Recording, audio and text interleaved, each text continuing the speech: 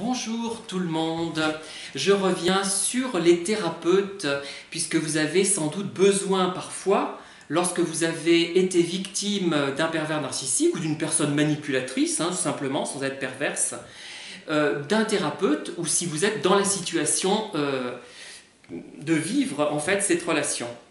Alors, il y a des gens des thérapeutes qui vont vous taxer qui vont vous dire, donc reprocher, enfin gentiment, parfois pas méchamment, d'avoir un esprit obsessionnel et d'avoir des symptômes d'Asperger, par exemple. Bon, je prends cet exemple tout à fait au hasard, bien évidemment.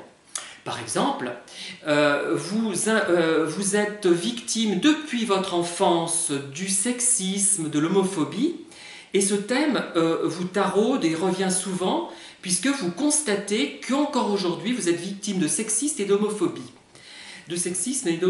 Bon, je prends l'exemple des poignées de main. Je reviens sur ce thème parce qu'il est très important. Ce n'est pas une obsession. Si les gens ne sont pas suffisamment intelligents pour comprendre que c'est un sujet crucial, et tant pis pour eux, j'ai envie de dire. Voilà. Donc, deux femmes se font la bise, un homme et une femme se font la bise, deux hommes se font une poignée de main, en général. Bon. Je suis désolé, il y a un truc qui n'est pas symétrique. Bon, après, vous me direz, c'est la société qui va changer progressivement et devenir progressivement moins idiote. Les gens seront moins cons. Moi, je trouve qu'ils évoluent quand même favorablement. Mais revenir sur un sujet comme ça, si quelqu'un, moi, je me dis, reviens sans arrêt sur un sujet. Bon, je ne dirais pas il est obsessionnel, je n'aurais pas ce réflexe, je n'aurais pas le réflexe de plaquer des concepts, de plaquer des théories, de plaquer des idées que je peux avoir en tête sur une situation. Bon, après, c'est vrai qu'on a parfois ce défaut, notamment quand on parle des pervers. Je vais réfléchir, je me dirais, tiens, ce garçon-là ou cette fille-là parle sans arrêt de ça, c'est vrai que c'est un sujet important. Je réfléchis, oui, il a raison, elle a raison, c'est bizarre, ces histoires de poignées de main qu'on donne, pas entre hommes, ça se fait pas. Pourquoi? Parce qu'on a peur de passer pour pédé, il faut dire ce qui est. Moi j'ai envie d'utiliser les mots tels qu'ils sont, même les mots un peu crus. Voilà, en gros c'est ça, il faut être viril, il faut être con, il faut être un gros connard, et la femme, ça doit être une mijaurée. Il a raison. Il a raison de revenir là-dessus. Bon, pourquoi après il revient autant là-dessus? C'est peut-être ça le problème. Il a peut-être... parce que ça ne lui servir à rien de revenir sans arrêt là-dessus. Il faut qu'il l'aborde une bonne fois pour toutes, qu'il travaille ce sujet, qu'il adhère à une association genre SOS, homophobie, etc., etc. Il faut au contraire, quand on constate ça, non pas lui reprocher cette obsession qui est légitime, ce n'est pas une névrose obsessionnelle. Il faut arrêter de fonctionner comme en psychologie différentielle ou comme en psychologie clinique avec des... C'est les circonstances qui jouent aussi, mesdames et messieurs les thérapeutes. Le contexte dans lequel on met la personne, c'est pas seulement sa personnalité, c'est pas seulement sa maladie. La psychosociale expérimentale, je regrette de ne pas avoir eu plus qu'une maîtrise, de ne pas avoir fait un 3e cycle, parce que ça valait le coup. Elle démontre que le contexte a une influence sur le comportement de la personne, et ce n'est pas forcément une maladie, une obsession, une psychose, une névrose, ça peut être simplement un contexte qui a été très difficilement supportable pendant plein d'années, pendant de nombreuses années. Et effectivement, ça devient une obsession. Quand on a été, par exemple, dans un camp de concentration, c'est sûr qu'on va être obsédé par les camps de concentration. C'est pas légitime, sans doute.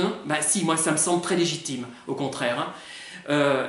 Par contre, ce qui est important pour le thérapeute, quand il constate ça, il a raison de trouver que c'est trop, mais il doit trouver une issue pour cette personne. C'est-à-dire que, qu'est-ce qu'on fait de ce qui paraît obsessionnel, mais qui ne l'est pas en réalité? Si c'est obsessionnel, du moins c'est obsessionnel de manière légitime. De manière légitime, je le répète. Arrêtez de...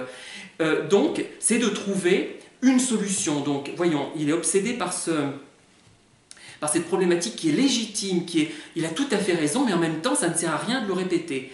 Donc, essayons de lui procurer des ouvertures vers une association, vers un livre à écrire, vers des vidéos à faire sur cette thématique, je ne sais pas. Il y a tout un tas de solutions possibles, et arrêtons de penser que si c'est parce qu'il avance sans arrêt ce thème, qu'il n'y a que ce thème qui l'intéresse.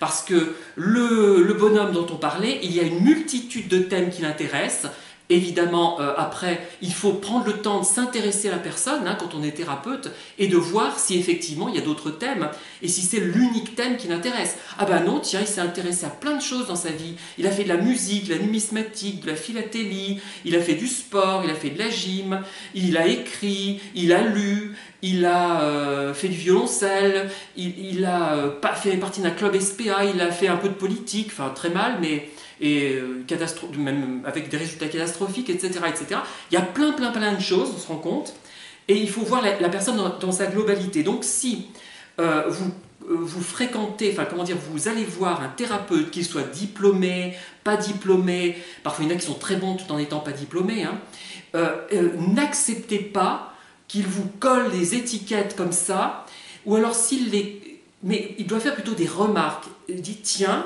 vous faites souvent allusion à ça, qu'est-ce que ça signifie, expliquez-moi un peu de quoi il retourne, pourquoi ça vous taraude à ce point-là, et on comprend effectivement quelqu'un qui a été traité de PD pendant plusieurs années de sa vie, hein, je le répète, et c'est sûr que c'est quelque chose qui l'a marqué, il a envie quand même de faire en sorte que d'autres ne subissent pas le même problème, quoi.